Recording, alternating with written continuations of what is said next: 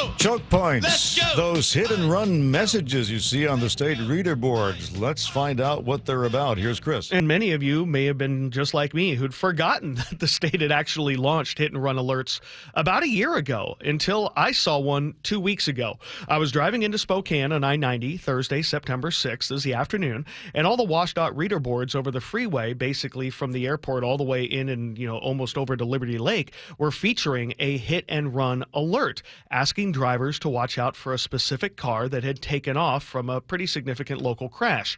The State Patrol's Chris Loftus told me that the system has only been used twice in the year that it's been in operation, including the one that I saw 2 weeks ago.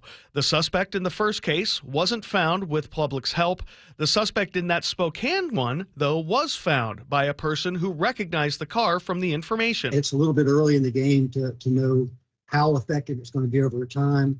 But even if it's just that one, we're very pleased. It's certainly worth the effort to get one really dangerous driver off the road. Loftus says there is specific criteria that is needed before a hit and run issued, just like the amber, silver, missing persons alerts. There has to be serious injury or death. The collision has to be reported to and being investigated by law enforcement.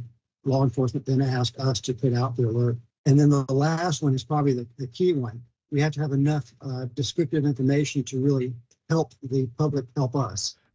In the Spokane case, the alert driver that found that information was able to call 911 and report the car's location, and the suspect was taken into custody. Loftus says that's all you need to do. Call 911. And again, the distracted driving rules don't apply if you pull over to the side of the road and you use your phone in your hand if you're making an emergency call to 911. So don't worry about that. But never try to interject yourself into the situation. Do not engage. Do not engage. Call 911. Let us do our job. We have people who are trained, skilled, and ready to take those risks. You are not trained, skilled, and whether you think you're ready to take those risks or not, you're wrong. You're not ready to take those risks. Now, the one thing that I noticed in practical application about this hit and run alert on those WashDOT message boards was just the sheer volume of information.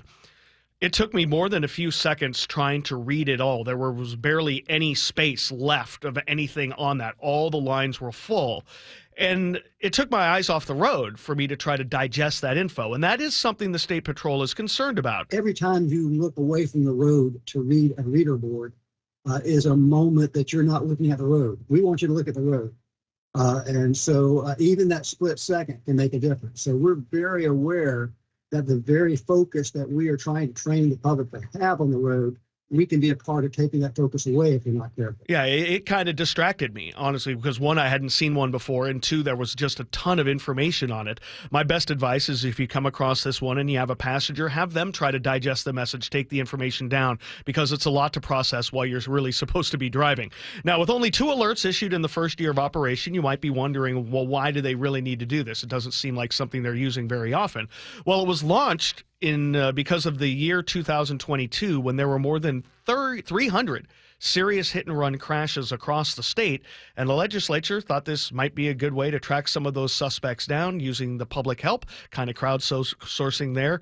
But again, we'll see. It's very early into this system. They don't use it very often, but if they do, just be careful. It is distracting.